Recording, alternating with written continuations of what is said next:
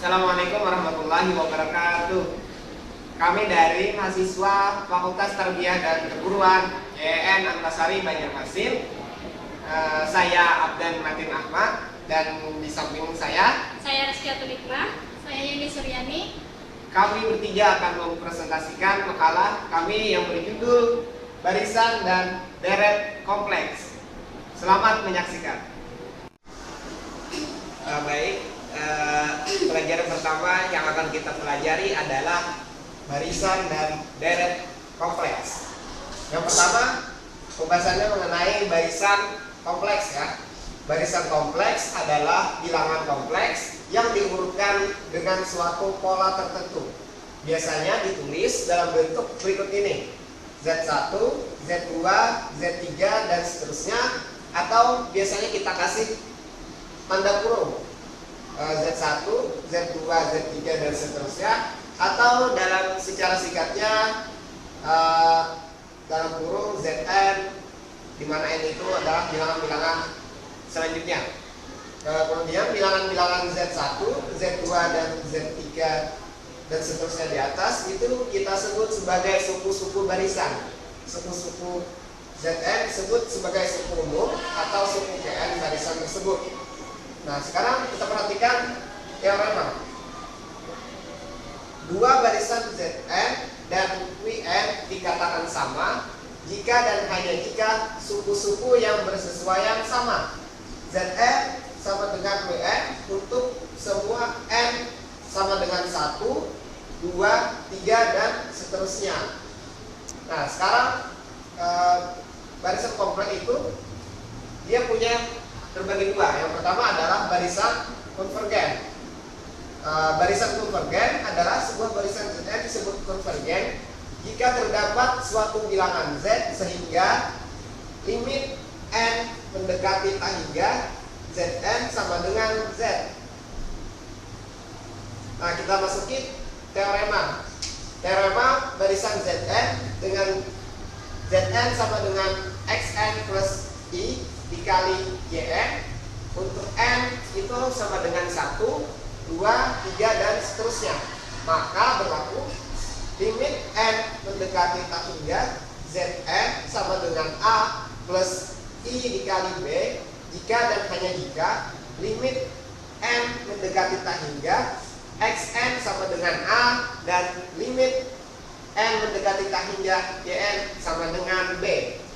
Nah, perhatikan contoh. Contoh ya, tentukan barisan dalam kurung I pangkat N per N dengan beberapa suku pertamanya. Penyelesaian I pangkat N per N itu sama dengan, kalau kita substitusikan nilai 1 pada soal yang diketahui, I pangkat 1 per N sama dengan, maka 1 itu nilainya adalah I. Kemudian jika kita substitusikan nilai N itu sama dengan 2, maka hasilnya adalah setengah min setengah.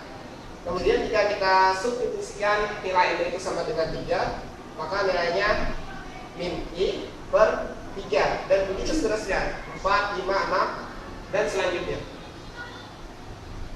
Nah, dan itu barisan itu apabila kita perhatikan tampak bahwa barisan ini konvergen ke titik limit n mendekati 0, di mana I pangkat n per n itu sama dengan 0. Nah, sekarang barisan yang kedua adalah barisan divergen. Sekarang kita akan membahas ciri-ciri dari barisan yang divergen. Perlu kita ketahui ada dua ciri barisan kompleks disebut barisan divergen, yaitu yang pertama adalah jika n bertambah besar, maka suku-suku barisan tersebut bertambah besar. Nilai mutlaknya tanpa batas atau dapat ditulis limit n mendekati tak hingga Zn sama dengan tak hingga. Kemudian ciri yang kedua adalah jika suku-sukunya dari suatu barisan osilasi di antara dua titik atau lebih, maka barisan tersebut tergolong divergen.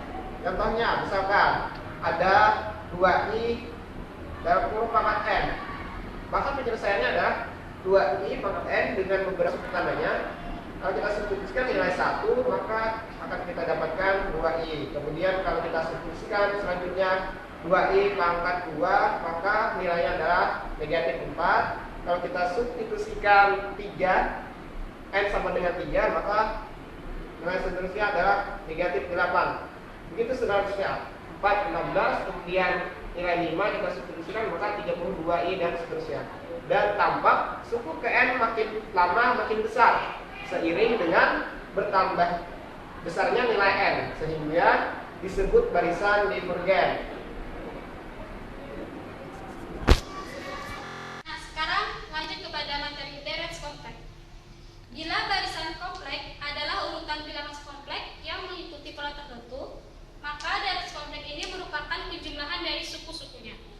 Bila barisan itu dinyatakan dengan pola Z1, Z2, Z3, sampai seterusnya, maka deret itu dapat dinyatakan dengan pola S1 sama dengan Z1, S2 sama dengan Z1 plus Z2, S3 sama dengan Z1 plus Z2 plus Z3 dan seterusnya, sehingga dirumuskan menjadi Sn sama dengan Zn plus Z2 ditambah Z3 plus Zn sampai seterusnya, sehingga didapat Sn sama dengan sigma Zn, di mana n bergerak dari 1 sampai dengan tak hingga.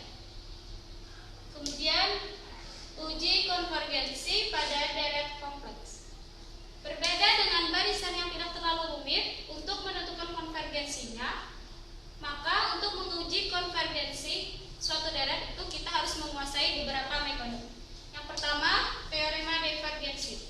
Nah, dalam teorema divergensi ini ada teoremanya, yaitu jika suatu deret sigma Zn konvergen, maka limit Zn di mana n mendekati tak hingga itu sama dengan 0. Kemudian, jika limit Zn di mana n mendekati tak hingga tidak sama dengan 0, maka deret sigma Zn itu bersifat divergen. Kemudian, yang kedua yaitu uji rasio.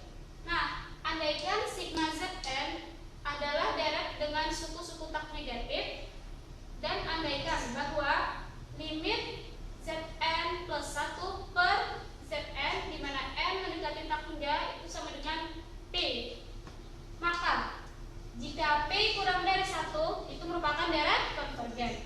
Jika P lebih dari 1 itu merupakan deret divergen. Dan jika P sama dengan 1, maka itu mungkin konvergen ataupun divergen. Kemudian yang ketiga yaitu uji akar. Andaikan sigma Zn itu adalah deret dengan suku-suku tak negatif, dan andaikan bahwa limit akar Zn pangkat n di mana n mendekati tak hingga itu sama dengan P, maka jika P kurang dari 1 itu deret konvergen. Jika P lebih dari 1 itu deret divergen. Kemudian jika P sama dengan 1 itu deret mungkin konvergen ataupun divergen. Kemudian uji integral. Andaikan sigma Zn itu adalah deret dengan suku-suku tak negatif, dan andaikan bahwa fungsi y sama dengan f itu didapat dari penggantian n pada suku umum deret dengan peubah kontinu x, maka deret sigma Zn itu akan konvergen jika dan hanya jika integral 1 mendekati tak hingga integral fx sampai tak hingga. Integral fx di mana 1 sampai dengan data 1 sampai tak hingga dx itu juga konvergen. Dengan catatan yaitu dari kalkulus integral fx dx di mana yang dibatasi dari a sampai dengan tak hingga sama dengan limit